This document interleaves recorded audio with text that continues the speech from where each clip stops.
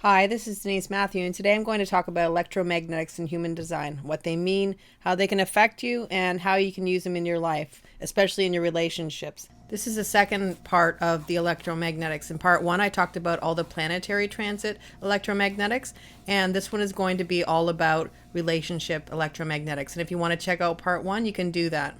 So let's get started and talk about the relationship electromagnetics.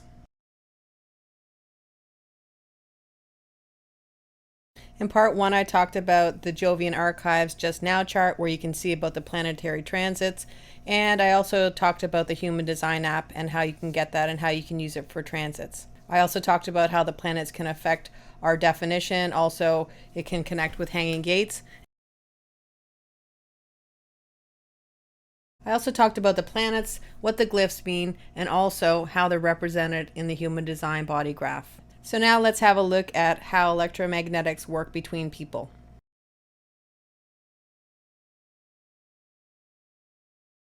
Electromagnetics and human design talk about the idea that when we have what's called a hanging gate or only half of a channel, we're always looking for the other half of our channel. And we actually aren't looking like we're actually going, oh, who's got the other half of this gate and I need it. It's more of an energetic. So energetically, we're drawing people to us who have the opposite gate to our hanging gates. And when we come together, we have a complete channel. And when we have a complete channel, we'll define two centers because it always connects two centers. So here we can imagine it's half a road that becomes a full road and it connects two islands so that now you can go back and forth between those two islands because that's what's happening with the energy. And the easiest way to know when something becomes defined from being undefined is that it just has a color instead of being white. Undefined centers will always be white, and any centers in the chart that are defined will have a color. Now the color is specific to the actual center and it's always going to be the same color. For instance, if you look at the will center, that's going to be red, and the throat center is going to be brown, and the solar plexus is going to be brown. I mean, that's just a common thing. But if there is color, it means it's defined. Now looking at this chart, for instance, we have somebody who has the gate 12, and the gate 12 is hanging, which is basically just a half a channel. And if we look at person B, we see that they have the gate 22, and their gate 22 is a hanging gate as well. So when these two come together, they make a full channel or a defined channel, and that would be the 1222. And what that will do is it will define the throat, and it will also define the solar plexus. And the people that electromagnetics are especially important for to get things happening in their life is because we want to have a motor to the throat. And I've talked about this before in many videos. So ultimately, in order to get things coming into being from just being in thought, we need to have a motor to the throat or the energy to the throat. So any types that don't have a motor to the throat, and that would be all types except for manifesting generators and also manifestors, would need to have some level of a motor to the throat. And how do they get that? Well, they get it through planetary transits or they get it through connections with other people.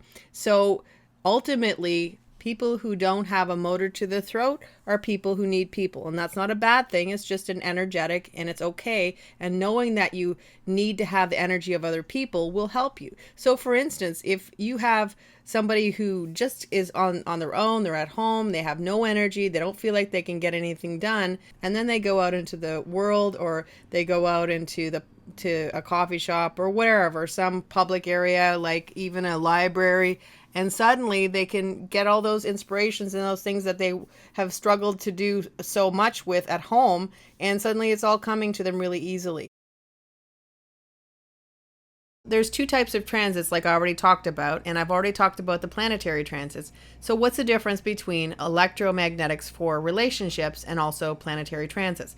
Well, with relationships, you can always be in contact with people, and it's easier to get that energy if you're out in a group of people or something like that.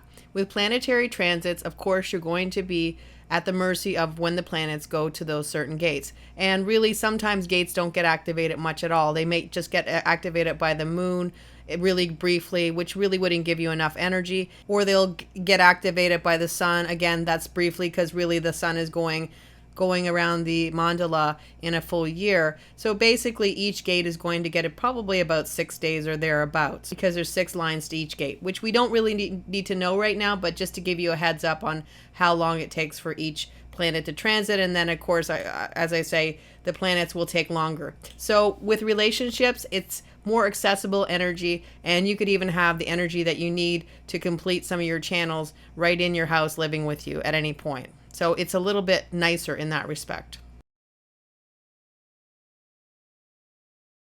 Now, if we're building on the idea of hanging gates, we can just look at what's called a composite chart. And we have the 2 individual charts without the connection, and then the middle chart is the one that shows all the connections. So it's a melding of the 2 charts, so it becomes one chart. And what you see in the one chart is if there's any connections between them. And sometimes it can be a little hard to look at, but the nice thing about the Human Design app is it'll actually tell you exactly which area that they come together in, if they do at all, because sometimes there'll be a composite chart and there's no connections at all, and then another time there's a composite chart and there's like a lot of connections. This particular chart has 2 connections between the 59-6 and also the 952. Now, if we look at Ariana Grande's chart, we notice that she is a projector. So that means she has an undefined sacral.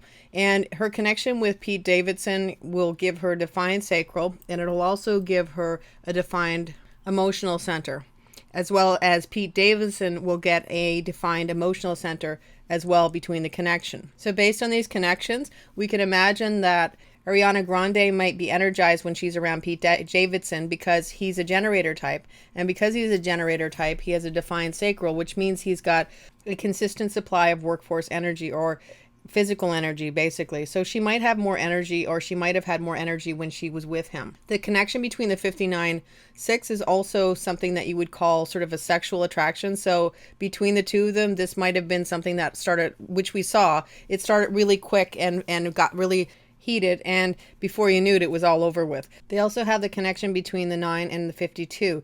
This is a channel of concentration. So on their own, they might have had a hard time trying to focus on things or try and get projects done. But together, there could have been a potential for more of a relaxed attitude or more of a laid back attitude where they could actually get some work done and focus on things. Having the connection between the 59 and the 6 might have meant that they felt less emotional when they were together, because when we think about an open emotional center, we think of something that is really taking in all the energy from around the people around them. And when you have it defined between the 2 of them, they might have felt that they were a little bit more emotionally stable together than they were apart, because they wouldn't have the influence of all the emotions coming at them because they were defined at that point, but only when they were together. And in human design, not all connections are equal. There are some connections that will come between people's charts, and the energy will definitely be something that's a little bit more difficult to manage. And it can cause control issues, competition. It can cause a lot of ups and downs emotionally as well. And just on the flip side, there can be a lot of energies that come together that are really beneficial. They can help people get projects done. They're really great for working together. So these are all just energies that we can see kind of working together. And the more you know about human design, the more you're going to understand the energies. But knowing that there is some level of connection happening, even with the planetary transits, can make you alert to maybe understanding how you feel. If you feel different, just checking in on yourself. And when you kind of have that idea that something's happening and you want to just find out how it's actually affecting you, even without learning anything, you're learning about yourself because you're understanding how this particular energy can affect you. For instance, if we have the gate 53, a hanging gate, the gate 53 is all about initiating projects and starting projects. And it's not necessarily finishing the projects. So what you might need to have is you started a project, you're really having a time struggling to get it completed. And what you need is the energy of the closer or the gate 42. And that energy comes in. And when that energy comes in, it can give you that ability to go ahead and just finish that project up. And that can be planetary, or it could be even a person that you know. Or a lot of times you can just go out into, an area where there's a lot of people, like a coffee shop or something, and maybe get your work done. And that's all I have for today, and I'll be back soon with a couple more videos about the transits of the Mercury retrograde and also the lunar eclipse. Plus I'll also start doing the fear gates, which I had promised to do as well. So until then, I'll see you next time. Bye for now.